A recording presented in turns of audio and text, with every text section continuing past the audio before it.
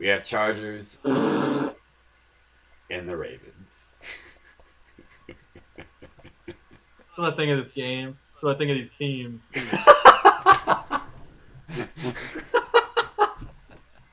I'm sorry. I don't even dislike them. Like I don't have like a agenda to push or anything.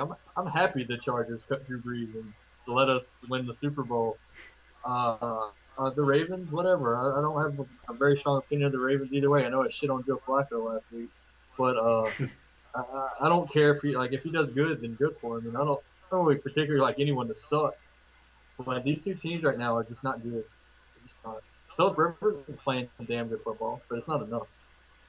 Yeah, I compared it to in the Atlanta and Tampa Bay game. If you want to go watch that video and to see the reference, but it, Philip Rivers has the most passing yards and is accomplishing nothing by it. Like, And they sure, lost their best receiver too. You know that, right? yeah, Keenan Allen Allen. goes down. Well, actually, both teams lost their best receiver. Keenan Allen gets Steve injured, Smith. and Steve Smith goes down. Same game. They, what a terrible game. Yeah. Just a meaningless game. Both Steve Smith's career is probably over. Keenan Allen's season is done, No, and neither team is going to the playoffs. here's the most interesting thing, especially with Steve Smith going down. Steve Smith said in the very beginning of the season, this is his final season. Like, whether they do good, whether whatever. And then, so that was like why he was very hyped because just like, man, it's his last season and look how good he's doing and everything. I mean, fantasy wise, he's doing well. Statistically wise for himself, he's doing well. One of his best seasons I think he's ever had in his career, like, really. Especially like the opening like 4 games. And then Yeah. he gets hurt and they have a press conference afterwards, and Jim Harbaugh says, "Oh well, he says that he's sad that he's gone, and then we'll see him again next year." John Harbaugh, I'm sorry, I said Jim. Whatever, I'm sorry. Whatever. Comment, Give him criticize respect. it. He beat Jim. Come on, man. All right, good point. Good point. But no, that is interesting. I guess he said his last season, and he didn't finish the season, so maybe he feels like he'll have unfinished business. If anyone tells you they know what Steve Smith is going to do, they're lying. No one knows what he's going to do. Yeah. He said he was going to retire, but he might not. They might, who knows? So either way, if he is done, then he had a great career, Right. Hall of Famer in my opinion. Right. Um, honestly, if his body can't hold up through a season anymore, maybe it's time. How long do you want to put your personal health at risk Well, for money? apparently he broke ribs. What was it? Just 3 games Right, ago, and in right. 3 weeks or 4 weeks, he comes back, and this happens. Like, I agree with you. It's like you got the age factor. You got hurt twice in one season. Maybe it's time to be like, all right, all right. Let's finally just take But it I know down. it's got to be hard because when you are healthy and you feel like you still got it, Yeah. it's gonna. That's one reason I'm inclined to think he might come back because until your talent actually diminishes when you're healthy, it's going to be hard to push that, pull Yeah. the trigger, say I'm quitting. Right. Well, If he feels like if he's still good. anybody No, if anybody can attest to that, it's going to be Brett Favre. right. When you sit And when he there, finally did get worse, he called it a day. You right? know, Yeah, but I mean, when you have a guy where he kept saying, I can play," and he's going out right, there still having good seasons. I mean, hell, yeah, he can still play. Why would you retire at that point? right. Now, I guess, yeah, the other thing about this is there's a really bad pass interference call at the end of this game, Yeah, and like really kind of set the motion to allow the Ravens to eventually win it all and everything. And um, it's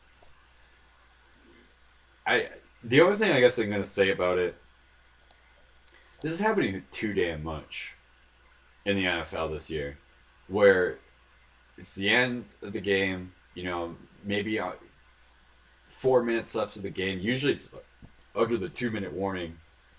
There's a bad call, and it determines who ends up winning that game. Now, it'd be different if San Diego was blowing out the Ravens and it's like, yeah, they got the touchdown, but who really cares because it didn't really mean anything. But when Right. it comes down and it actually determines the outcome of the game, this is, I think, the sixth time this has happened already in 8 weeks. Wow. Okay. I mean, officiating is getting pretty bad this year, and I don't know. I don't want to sit here and step on the soapbox because that's kind of the reason that we have late calls. uh, Right. but I think this is definitely an issue that people should really be considering.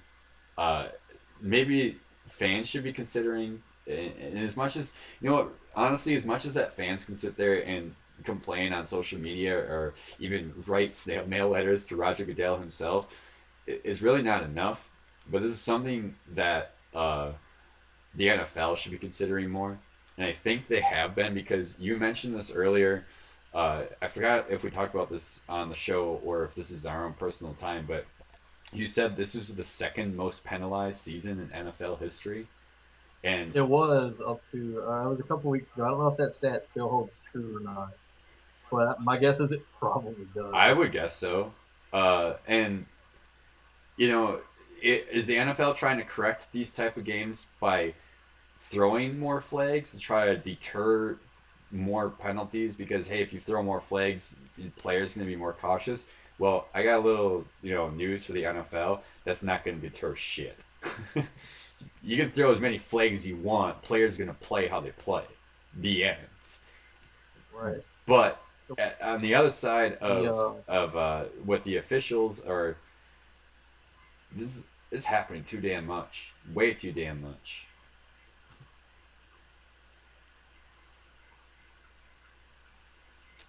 Hope you're still there. the one thing I do agree with Okay. that the offense has to double. I don't know what's going on with my connection tonight, but let's go. It's good now. Yeah. Sorry, Okay. folks. But I do agree with the offensive pass interfering being called more often because I think I said this last week. If you're not gonna let defense have as much contact as they used to, you shouldn't let the offense get away with it. Yeah. Oh, I That's agree with that. the one benefit of the doubt I will give to some of the play calling. But other than that, yeah, it's been pretty rough. And they're just kind of lucky this didn't happen in a more high profile game, I guess. Yeah. True. Being perfectly honest. So Yeah. I mean, that sounds really terrible to say, but it's true. you already said it. These teams aren't making the playoffs. At this point, sure, you gave the Ravens another win. That's their second win of the season. Right. Not going to be nearly enough. It's really And, not. and you're talking about age. If uh, the Chargers have, I believe, the oldest team. If it's not the oldest, it's one of the oldest teams in the NFL. Uh huh. And you can tell, like they're just not an explosive team. Yeah. That's. I mean, Philip Rivers is doing everything he can to win games, and the rest of the team just ain't pulling their weight flat out. Well, on top of that, they also don't have a running game to help out either, which You're right. which also contributes to why Philip Rivers has so many passing yards, like Yeah, realistically. But uh, the difference is Matthew Stafford broke 5,000 yards that one season because they also didn't have a running game. But they made the playoffs. Philip Rivers is probably going to get close to breaking 5,000 yards, if not maybe breaking it this year. he's on pace to get 5,500 yards right now. Yeah, and they're not going to make the postseason with He's that. potentially going to have the highest yardage season of all time and not even make the playoffs. Right, Something's wrong in San Diego, right. which might be Los Angeles. Yeah. Anyway, Anyways, no, that's a very excellent point, extremely excellent, and uh, it's kind of going to get to a point as well as how long does Philip Rivers have?